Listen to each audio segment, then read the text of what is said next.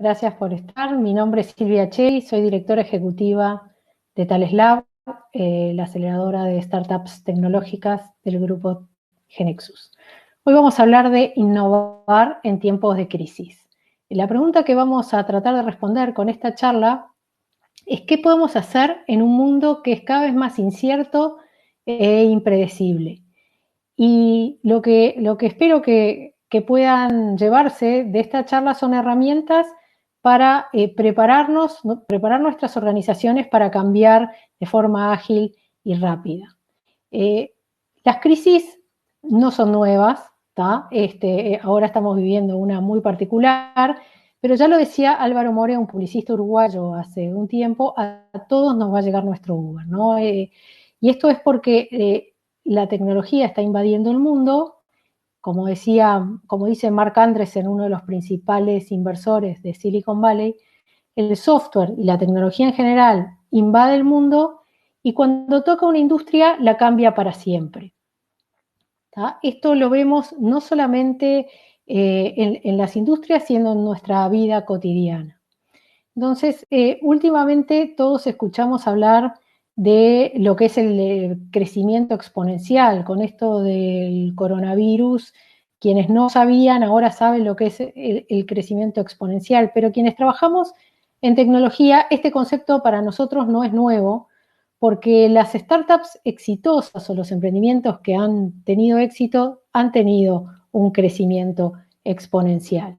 Y son generalmente servicios o productos que al principio nadie conoce, vienen ahí muy bajitos, muy bajo el radar, y cuando queremos acordar, explotaron y parece que hubieran estado ahí por siempre. Pensemos en Uber, por ejemplo. ¿Y qué pasa, en cambio, con las empresas más tradicionales? El crecimiento es lineal. Cuando decimos esta empresa o esta organización crece un 10% anual, esto es algo muy bueno y es un crecimiento lineal. De hecho, nuestra mente está preparada para entender intuitivamente lo que es un crecimiento lineal, pero no para lo que es un crecimiento exponencial. ¿Y qué pasa con nuestras organizaciones cuando viene una startup que nosotros ni conocemos y de repente tiene un crecimiento exponencial y nos pasa por encima? Esto es algo que produce la tecnología cuando, como les decía, toca una industria y la cambia para siempre, y es algo que nos puede afectar a todos en nuestras organizaciones. Entonces, lo que tenemos que hacer y ver, es lo que vamos a ver en esta charla, es cómo prepararnos antes de que nos pasen por encima, en esa etapa donde todavía venimos ganando la batalla, digamos. ¿Y cómo hacemos esto?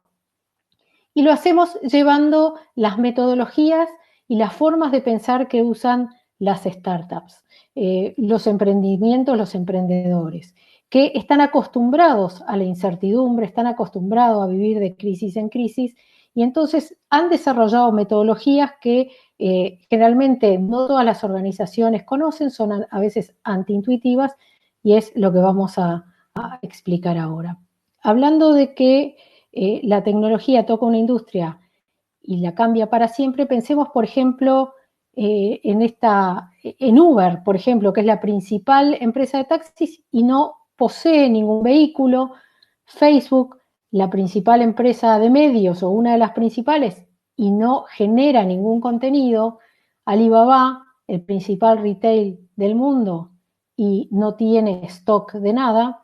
O Airbnb, la principal empresa de alojamiento, que tampoco posee ninguna propiedad, digamos. Entonces esto es posible porque el software invadió al mundo. Pero no solamente las empresas, pensemos cómo nos entretenemos, cómo trabajamos, pagamos, viajamos, cómo nos relacionamos, y todo eso cómo cambió con la tecnología. Y hablando de cómo trabajamos, quizás muchos de ustedes no conocían, nunca habían oído hablar de Zoom, por ejemplo, y ahora todo el mundo lo conoce y ahora ya se volvió casi que un verbo, es decir, hacemos un Zoom y es cuando nos vamos a juntar con la familia, con quienes trabajamos, etc. Y esto vino casi que de un día para el otro, o sea, había algunos que ya veníamos usando Zoom, pero obviamente no con esta fuerza. Tan es así que la SEC, que es la organización que regula el tema de la bolsa y acciones y securities en Estados Unidos, a fines de marzo tuvo que frenar la compra de acciones de una empresa que no tenía nada que ver con Zoom, pero que se llamaba Zoom Technologies, porque la gente salió a comprar acciones como loca. Y todos estos son resultados inesperados de un mundo cada vez más incierto y cada vez más cambiante. Entonces los cambios es lo que pasa todo el tiempo, pero además la velocidad de los cambios es cada vez mayor. Pensemos, por ejemplo, en cuántos años tienen estas tecnologías que nos han cambiado la vida a todos. La web, 31 años, Amazon 26, Google 22, Instagram, que todo el mundo está en Instagram, solo 10 años. Entonces, los cambios son, como les decía, cada vez más veloces. Y si pensamos en las diferentes revoluciones industriales, la primera, que fue la de la mecanización, la máquina de vapor, fue en el 1700, después vino la industria 2.0, producción en línea, en masa, líneas de montaje, luego la industria 3.0, con la automatización, computadoras por todos lados, y ahora estamos en la revolución, la cuarta revolución industrial o industria 4.0, que son los sistemas ciberfísicos, Internet de las cosas, todo interconectado, sensores por todos lados, y es la revolución de los datos.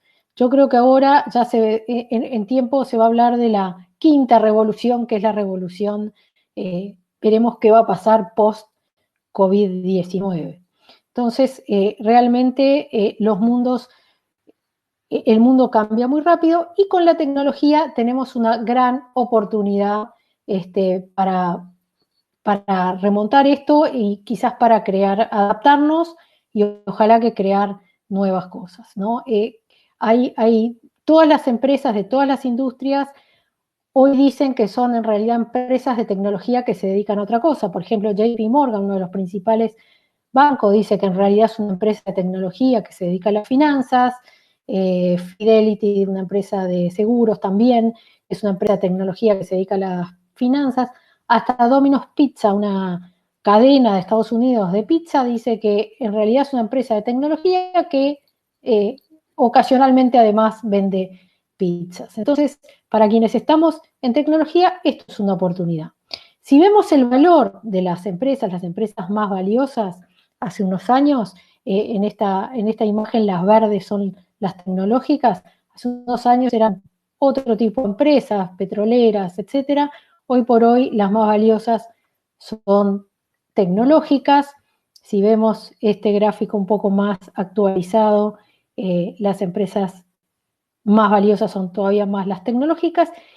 ¿Y cómo empezaron? Empezaron con una idea de alguien como Mark Zuckerberg en un cuarto de una universidad, tuvo una idea y lo hizo, y nadie le hacía caso. De hecho, los diarios o las empresas de medios tardaron muchos años en ver a Facebook como una amenaza y, como les digo, un día Facebook los está pasando por arriba. O como este señor, que seguramente muchos de ustedes no conozcan, pero nos cambió la vida, y nos cambió la vida capaz que más que Mark Zuckerberg. Este señor es Jan Koum, es uno de los fundadores de WhatsApp. Y también empezó con una idea, empezando en un cuartito y haciendo algo que nos ha cambiado la vida a todos. Entonces es muy importante saber cómo piensan, cómo piensan y cómo actúan estos señores, qué hacían ellos para poder llegar a cambiarnos la vida a todos. Si volvemos al tema de Uber, para los uruguayos que estén escuchando esto, se acordarán hace unos años cuando vino Easy Taxi, el lío que se armó con las compañías de taxi. Bueno, luego llegó Uber y ahí surge la famosa frase: a toda industria le va a llegar su Uber, pero incluso al propio Uber le llegó su Uber, y es con estos monopatines, ¿no? Que en Uruguay, bueno, eran otras marcas, algunas ya hasta se fue, que crearon nuevas formas de transportarnos, pero no solamente nuevas formas de transportarnos, sino hasta nuevas ocupaciones, nuevos oficios.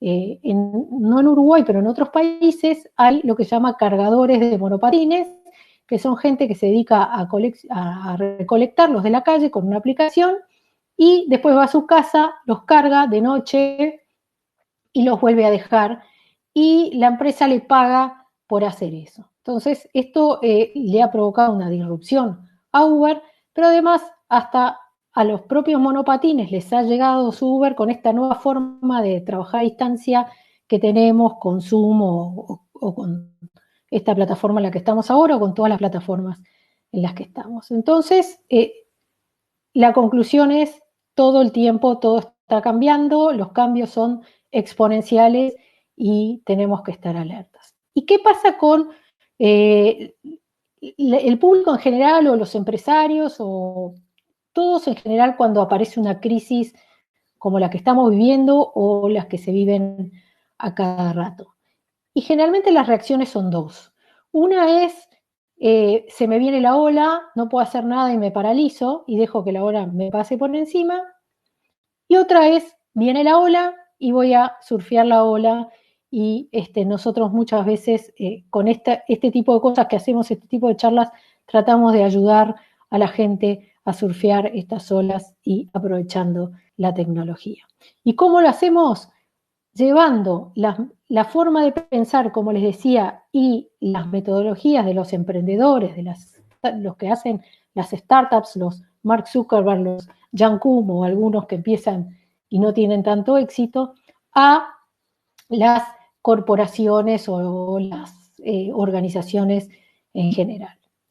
Y para eso, para poder estar alerta a las cosas que van a venir y poder aprovechar las oportunidades que nos da la tecnología, lo primero que hay que hacer es ser digitalmente competente. Conocer cuáles son las tecnologías que nos van a impactar o cuáles son las tecnologías que podemos aprovechar para generar oportunidades. Y estas son, ¿qué es inteligencia artificial? ¿Qué es machine learning? ¿Qué es blockchain? ¿Qué es Internet of Things, IoT? Esas cosas que muchos escuchamos hablar, pero en el fondo no sabemos bien qué son y cómo nos pueden afectar o cómo las podemos aprovechar para generar oportunidades. Y lo otro que tenemos que hacer es buscar las oportunidades para innovar. ¿Y dónde están las oportunidades?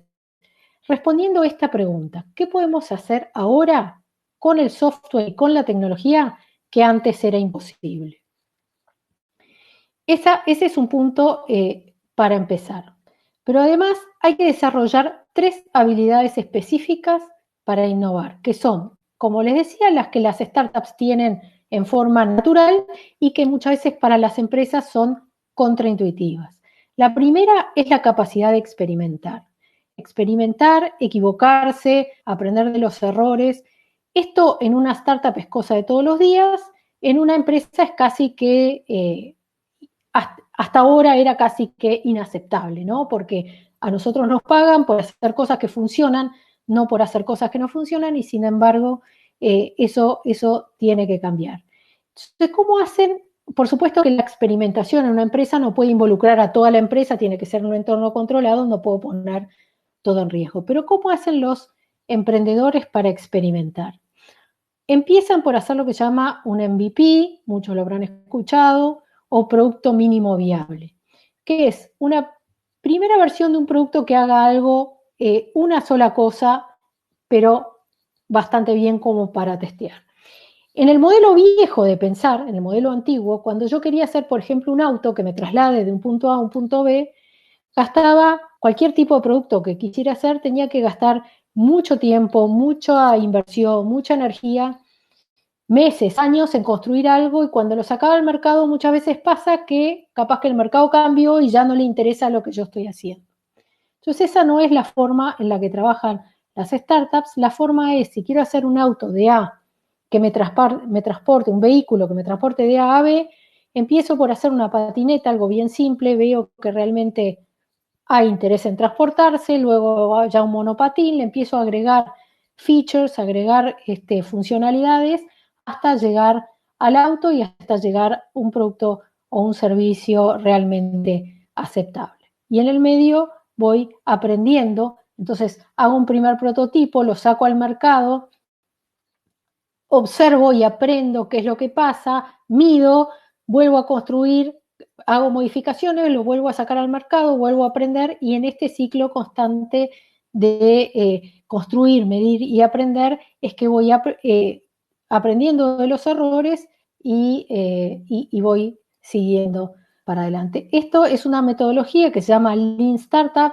Eric Rice es el que la hizo más famosa, sin embargo, Eric Rice fue alumno de Steve Blank, acá están dos de los libros principales para esto, pero han desarrollado esta teoría y es algo que para los emprendedores es absolutamente natural y que es una muy buena forma de experimentar en forma sistemática, digamos. Entonces, esa es la primera habilidad que tienen que tener las organizaciones para innovar, la de experimentar, de nuevo, en un entorno controlado, sin poner en riesgo, por supuesto, a toda la empresa, haciéndolo en forma con poco costo e incremental. Tenemos una frase con los emprendedores que es: ¿para qué discutir si lo podemos medir? Esto de hacer iteraciones cortas y rápidas nos permite medir las cosas en las que tenemos dudas y no discutir durante horas con algo que hasta que no se prueba no se sabe si va a funcionar. Bueno, lo segundo es la experiencia, es tratar en forma, estar orientado al usuario. Todos decimos que estamos orientados a los clientes, que estamos orientados al usuario, pero esto es en otro sentido. Esto es aprovechar la información que tenemos de los usuarios para tratarlos en forma personalizada, aunque tengamos miles o millones de usuarios. Tenemos información como para poder tratar a nuestros usuarios en forma personal, pasar de lo general a lo personalizado y siempre teniendo como en el centro de todo la experiencia de usuario. O sea, ya no se trata de diseñar productos o servicios, sino que se trata de diseñar experiencias para nuestros clientes. Y esto es algo que este señor, que es Reid Hoffman, el fundador de LinkedIn, lo tiene clarísimo, porque él en el 2011 me mandó un mail a mí personalizado, a mí firmado por puño y letra de Reid Hoffman, agradeciéndome, año 2011, por ser una de su primer millón de usuarios. De hecho, fui el usuario 838.645, y esta carta se la mandó al primer millón de usuarios cuando llegaron a los 100 millones de usuarios, hoy ya tienen cerca de 600 millones. Entonces, si bien yo sé que no me firmó, no me firmó el email, digamos, me dejó muy contenta recibir esa atención personalizada de Reid Hoffman. Esto es algo que también, entonces, cuando hablamos del producto mínimo viable y de producir productos, ven que acá hay unas caritas, y eso es la experiencia del usuario, cómo se siente el usuario en cada etapa de lo que estamos haciendo, y lo que tenemos que lograr es que se sienta, como en la última carita, así muy feliz. Así me sentí yo con ese mail de Reid Hoffman, fundador de LinkedIn. Bueno, otro ejemplo es lo que hace Nike, que permite hacer calzado deportivo personalizado. Yo puedo elegir el color, el diseño, todo eso, a pesar de que sabemos que produce millones de pares, etcétera. Me da la fantasía de que yo puedo diseñar mi propio y único par de calzado. Otro ejemplo es lo que hace una de las startups apoyadas por Thales Lab y Genexus, que es Ocaratech, que lo que permite, tiene una aplicación que se llama Ocatech Clima, que permite ver el clima hiperlocalizado. Yo le pongo cuál es mi establecimiento, es para el agro, yo le pongo cuál es mi establecimiento y veo el clima hiperlocalizado donde a mí me interesa. Y además puedo ver si yo quiero fumigar o no, o si puedo fumigar o no, en base a una combinación de temperatura, humedad, viento, etcétera. Entonces yo en un vistazo veo la información que necesito en el momento que la necesito, que es: ¿puedo fumigar o no puedo fumigar? Y eso es una excelente oportunidad para innovar, es resolverle la necesidad a nuestros clientes en el instante que la necesita, con información relevante. Entonces, la primera habilidad era la de experimentar. La segunda es usar la tecnología para tratar en forma personalizada a nuestros usuarios, entender sus comportamientos, poder ver si están cambiando su comportamiento y poder actuar a tiempo. Y la tercera es cuestionarnos y reinventar todo el tiempo nuestro modelo de negocio. Esto es algo que, bueno, algunos recordarán o habrán escuchado hablar de Blockbuster.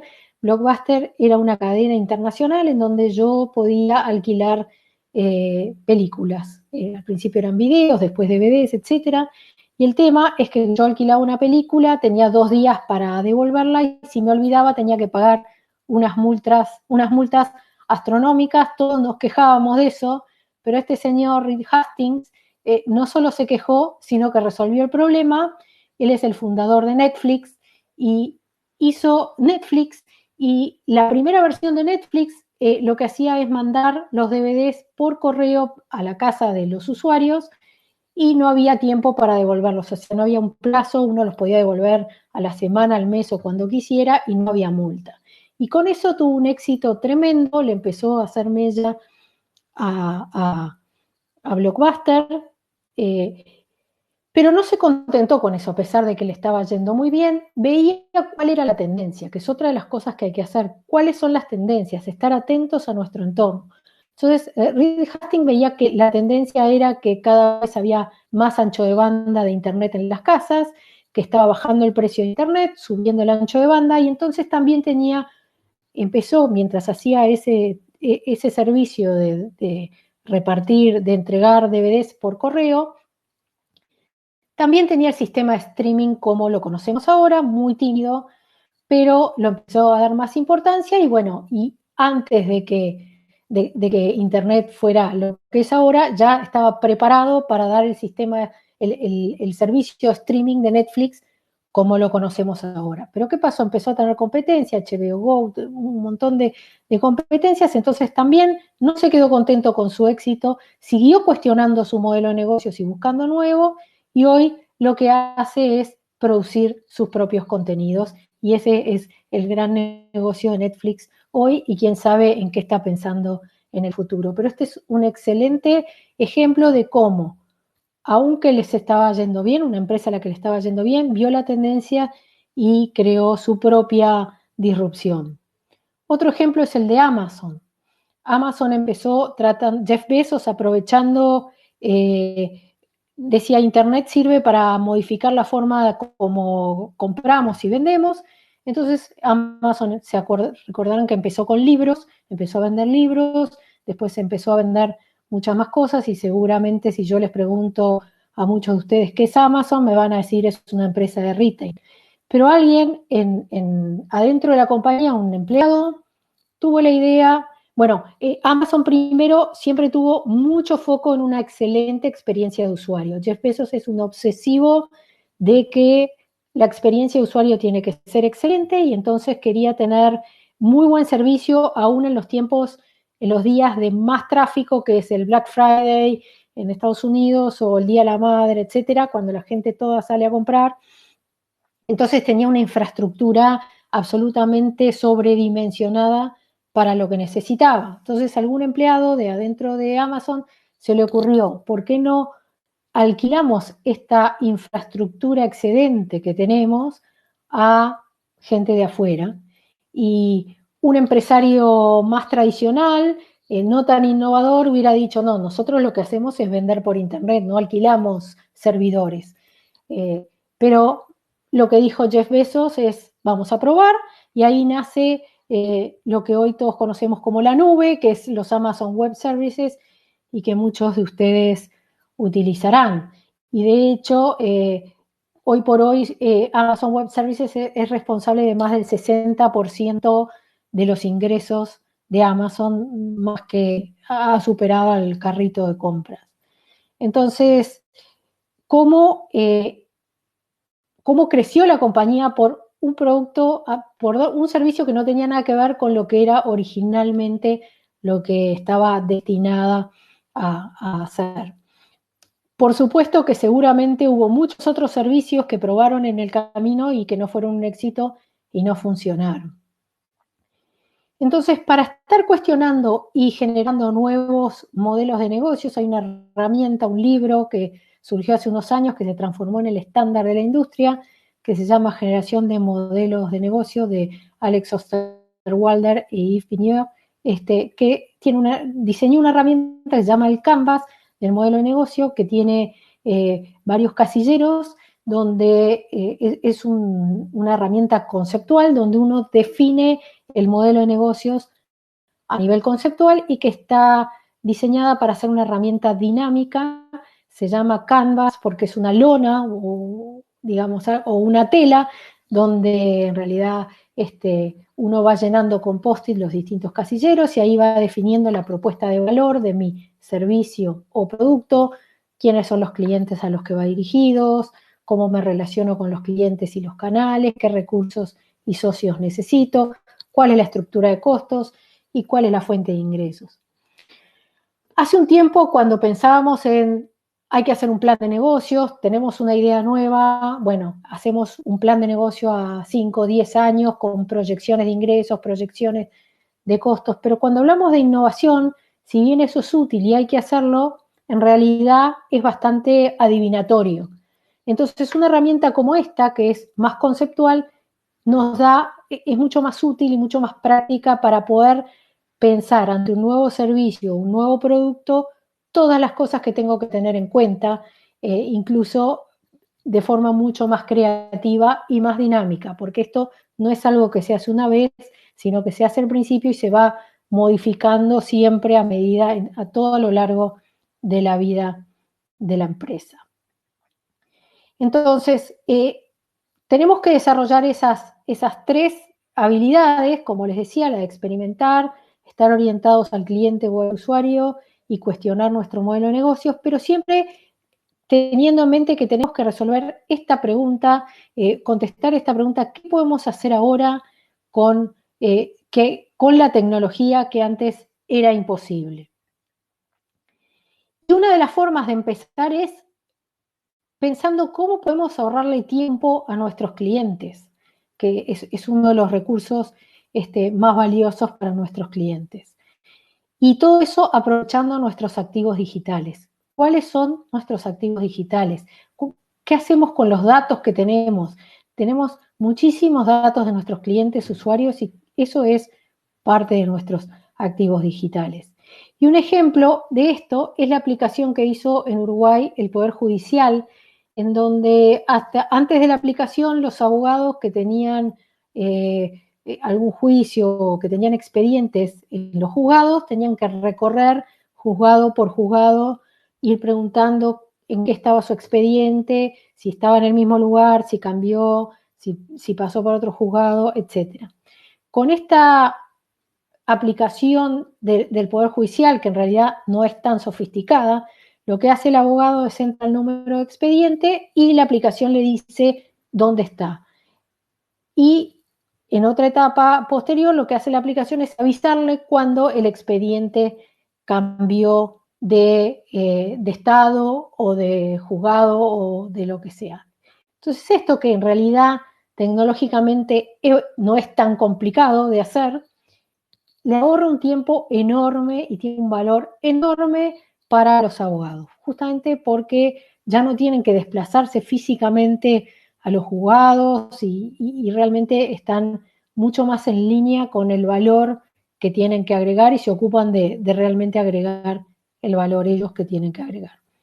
Otro ejemplo, naturalmente, es la aplicación del Plan Nacional Coronavirus, que recientemente desarrollada por Genexus, que lo que permite es registrar, controlar y seguir todos los temas relacionados con síntomas, prestadores de salud, y cómo todo en una aplicación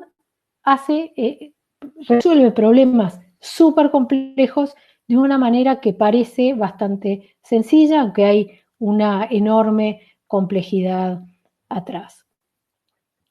Entonces, bueno, para terminar, les quiero comentar que esto es, como ven, es el esqueleto de un dinosaurio que tiene varios flamengos superpuestos, atados a él, y esto es lo que es una instalación real que está en el campus de Google. Y Google lo tiene en su campus, en el medio de su campus, para que todos sus colaboradores, toda la gente vea que no importa cuán grande seas y cuán poderoso, Resulta que los dinosaurios y los flamengos son de la misma época. Y los dinosaurios, como todos sabemos, se extinguieron y los flamengos siguen existiendo porque se fueron adaptando a los cambios y fueron cambiando. Entonces, no importa cuán grande y poderoso seas, si uno no se adapta a los cambios, corre el riesgo de desaparecer. Y esto es algo que los fundadores de Google quieren que toda la gente tenga presente. Entonces, para no desaparecer, para poder adaptarnos a los cambios y resolverlos en forma ágil y rápida, es que tenemos que desarrollar esas 3 habilidades que les comenté: la de experimentar, la de orientarnos a nuestros usuarios y a nuestros clientes, y la de cuestionar y estar reinventando nuestro modelo de negocios constantemente. Así que bueno, esto es lo que tenía para contarles. Muchas gracias y ahora escucho preguntas.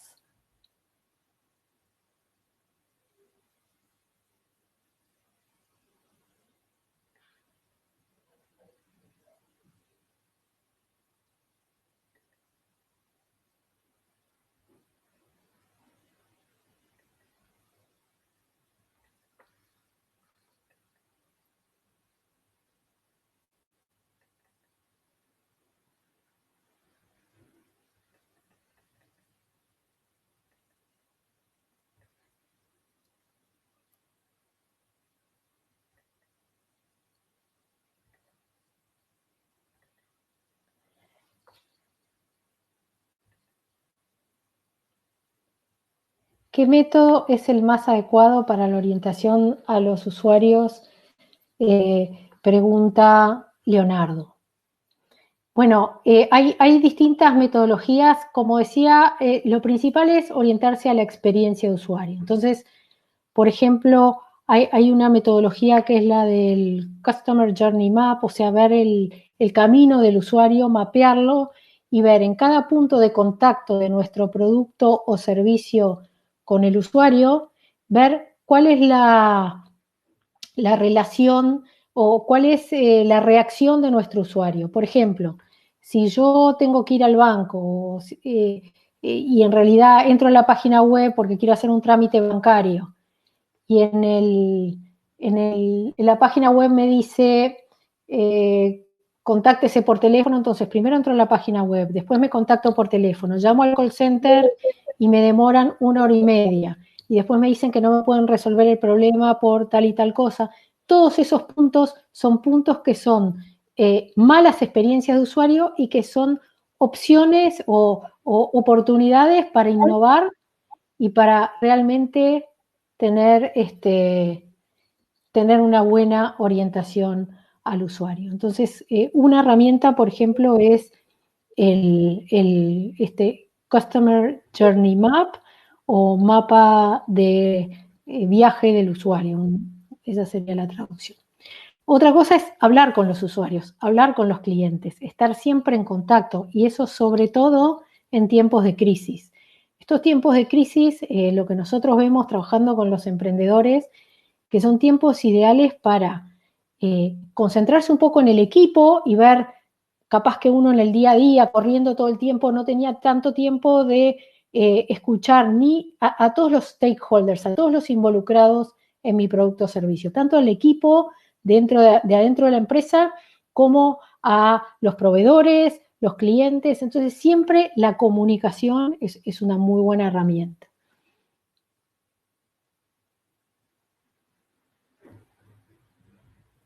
¿Más preguntas? Bueno, buena pregunta. ¿Cuáles son las posibles señales para pensar un nuevo método, un nuevo modelo de negocio? Bueno, muchas veces es ver cómo va cambiando otra industria, ver qué está pasando con otras industrias. Por ejemplo, eso que yo les contaba de Airbnb, Uber, ¿qué tienen en común? Tienen en común que la gente, o sea, uno observa eso y va viendo una tendencia, que es que la gente ya no busca poseer cosas, sino que busca el acceso a las cosas. Es decir, ya no me importa tanto tener mi casa, por ejemplo, mi casa de veraneo o sino que me importa tener un lugar donde cuando quiero viajar voy. O se ve más claro capaz en el auto. Ya hay mucha gente que no se compra auto y cuando necesita viajar se toma Uber. Incluso compara si es más barato o más caro. Y eso es una tendencia que se da mucho en los jóvenes. Entonces, ¿cómo podemos aplicar ese tipo de pensamientos a nuestro negocio? ¿Ah? O la gente tiende a pagar lo que llama la sharing economy, compartir recursos y empezar a pagar más por lo que se usa y no por poseer algo. Entonces yo quiero pagar las cosas por uso. ¿Cómo lo puedo aplicar eso a negocios en los que todavía no están? Entonces, ese tipo de formas de pensar son las que pueden generar ideas para pensar en nuevos métodos de negocio. Pero podemos pensar y pensar y pensar, pero lo que hay que salir, lo que hay que hacer es salir y hablar con usuarios y clientes, porque cuando hablamos con nuestros usuarios, con preguntas abiertas y con la cabeza abierta, ahí capaz que se nos ocurren cosas para resolver problemas que hoy no les estamos resolviendo, como nuevas maneras de cobrar, nuevas maneras de, o sea, un nuevo modelo de negocio es capaz que hacer lo mismo que estamos haciendo, pero con diferentes formas de comercializarlo. Entonces, y como les digo, probar chiquito sin arriesgar todo. ¿Qué más? Cuando buscas apoyo para el desarrollo de un servicio app y te dice que presentes un piloto antes de darte el apoyo y no tenés recursos para hacer el piloto, ¿qué hay que hacer? ¿Pedir apoyo para hacer el piloto? Muy buena pregunta, Gabriel. A ver, todo esto es posible. Todo esto es posible porque el software, al invadir el mundo, los costos han bajado muchísimo. Entonces, ya no tengo que hacer todo el auto o toda la super plataforma y aplicación para poder mostrar una idea o para poder ver si tiene sentido, validar si tiene sentido lo que yo quiero hacer o no. Entonces, no siempre necesito tanto dinero para hacer un piloto. Hay que definir qué es un piloto. Si yo tengo que hacer una super instalación en una empresa y el piloto me sale miles y miles de dólares, sí, necesito apoyo para buscar un piloto. Pero nosotros vemos mucho con los emprendedores que muchas veces lo que necesitan es validar que esa idea que tienen es interesante para alguien, aparte de ellos mismos. Es decir, yo conozco muy bien mi negocio, tengo esta idea, encuentro un problema, lo quiero resolver y tengo esta idea. Pero ¿soy yo la única que tiene ese problema? Generalmente tendemos a pensar de que si yo lo tengo, todo el mundo lo tiene, pero hay que salir y validar. Y para eso a veces alcanza a hacer un prototipo que ni siquiera tiene que ser funcional, que puede ser con herramientas de diseño, que parezca funcional, que dé una idea, y eso puede ser el piloto. O sea, pensemos ya no en pilotos, sino en prototipos. Y lo que quiere la gente para dar apoyo, o por lo menos las instituciones con las que nosotros trabajamos, es validar que realmente hay un interés de alguien que está dispuesto a pagar por esto. Y por supuesto, si hay un riesgo tecnológico, que esta tecnología va a funcionar. Pero a veces no es tanto lo que se necesita y generalmente los desarrolladores o los ingenieros pensamos que tenemos que hacer algo súper perfecto para empezar a probar y ese es el concepto innovador que hay que cambiar. No precisa ser algo súper perfecto. Reid Hoffman, el fundador de LinkedIn, también decía, si no te da vergüenza tu primer versión del producto es que saliste demasiado tarde, porque seguramente vas a hacer algo, lo vas a sacar y los usuarios no van a usar lo que a vos te parecía que iban a usar, y van a usar otra cosa y vas a aprender en ese camino.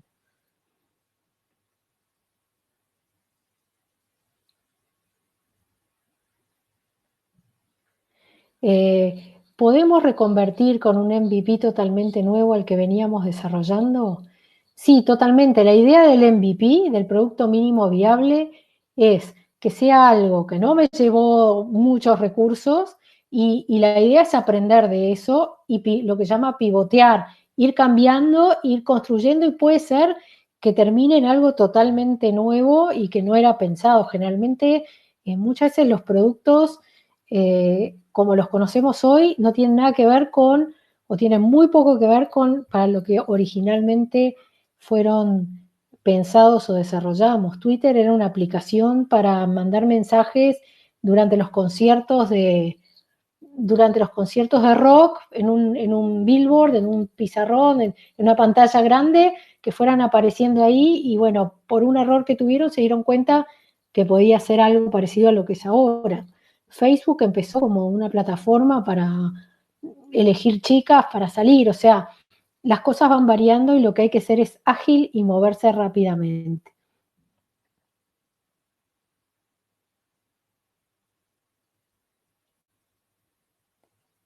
Bueno, creo que si no hay más preguntas,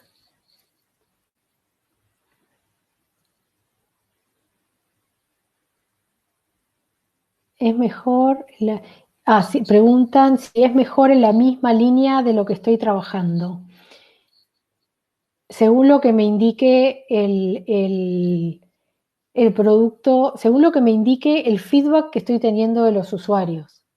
Eh, Ser emprendedor e innovar es una delgada línea entre ser persistente, insistir, insistir, insistir, pero también ser permeable a lo que me está diciendo el mercado. Entonces, si yo insisto, insisto, insisto en algo que realmente no tiene tracción o no resuelve un problema o resuelve un problema que muy poca gente tiene, entonces es mejor cambiar. Si tengo indicios de que va por ahí, pero no le estoy invocando exactamente, entonces es mejor seguir probando en la misma línea de la que estoy trabajando. Ensayo y error es la respuesta.